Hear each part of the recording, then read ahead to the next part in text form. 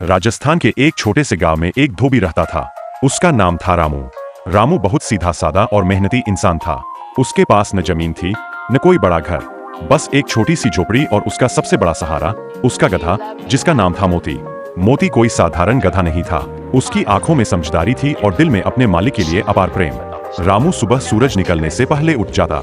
वह पहले मोती को प्यार से सहलाता, उसे चारा खिलाता, पानी पिलाता, फिर खुद अपने काम में लग जाता। गांव के लोग अपने कपड़े रामू को धोने के लिए देते। अपनी पीठ पर कपड़ों का बोझ ढोता बिना शिकायत। रामू उन्हें नदी किनारे ले जाता और मोती उन कपड़ों का बोझ अपनी पीठ पर ढोता। धीरे धीरे वक्त बदला। गांव में मशीनों से कपड़े धोने का चलन शुरू हो गया। लोगों ने शहर से वॉशिंग मशीनें खरीद लीं। अब रामू का काम कम होने लगा। आमदनी घट गई पर खर्च वही रहे। मजबूरी में रामू को गांव के साहूकार से कर्ज लेना पड़ा। कर्ज बढ़ता गया। साहूकार हर हफ्ते आकर धमकी देता, रामू अगर महीने भर में पैसे नहीं दिए तो झोपड़ी भी छीन लूंगा। रामू परेशान था। रात को सो नहीं पाता। उसकी आंखों से आंसू बहते रहते। साहब, मुझे और वक्त। वह मोती के गले लगकर रोता और कहता, मोती अब क्या होगा, सब कुछ खत्म हो जाएगा।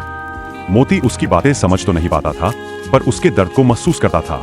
वह धीरे से अपना सिर रामू के कंधे पर रख देता। अगले दिन से मोती ने जैसे ठान लिया हो कि वह अपने मालिक को बचाएगा।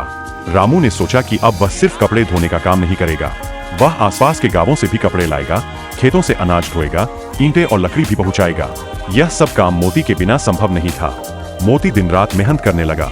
तेज धूप हो या ठंडी हवा, बारिश हो या आंधी, वह कभी पीछे नहीं हटता।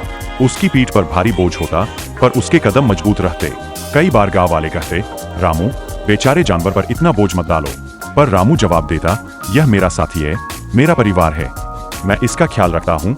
और सच में रामू उसका बहुत ख्याल रखता था। उसे अच्छा चारा देता, समय पर पानी पिलाता, रात को उसकी पीठ सहलाता। धीरे धीरे मेहनत रंग लाने लगी। अतिरिक्त काम से कुछ पैसे आने लगे। रामू ने थोड़ा थोड़ा करके साहूकार का कर्ज चुकाना शुरू कर दिया। एक दिन साहूकार खुद हैरान था, रामू तूने तो पूरा कर्ज चुका दिया। रामू की आंखों में खुशी के आंसू थे। उसने आसमान की तरफ देखा और फिर मोती को गले लगा लिया। यह सब तेरी वजह से हुआ मोती। अब रामू ने सपना देखा, एक पक्का घर बनाने का। उसने पैसे जोड़े और मिट्टी ईंट का छोटा सा मजबूत घर बनवा लिया। गांव वाले बधाई देने आए, पर रामू ने सिर्फ अपने लिए घर नहीं बनाया, उसने मोती के लिए भी पास में एक छोटी साफ सुथरी छत वाली जगह बनवाई। उसमें सूखी घास बिछाई, पानी का घड़ा रखा और दीवार पर रंग से लिखा, मोती का घर। गांव वाले हंसते हुए बोले, अरे रामू गधे के लिए भी घर। रामू मुस्कुराया, यह गधा नहीं, मेरा भाई है। समय बीता गया, सब कुछ ठीक चल रहा था, पर एक दिन अचानक मोती ने खाना कम कर दिया। वह पहले जैसा चुस्त नहीं रहा। उसकी चाल धीमी हो गई।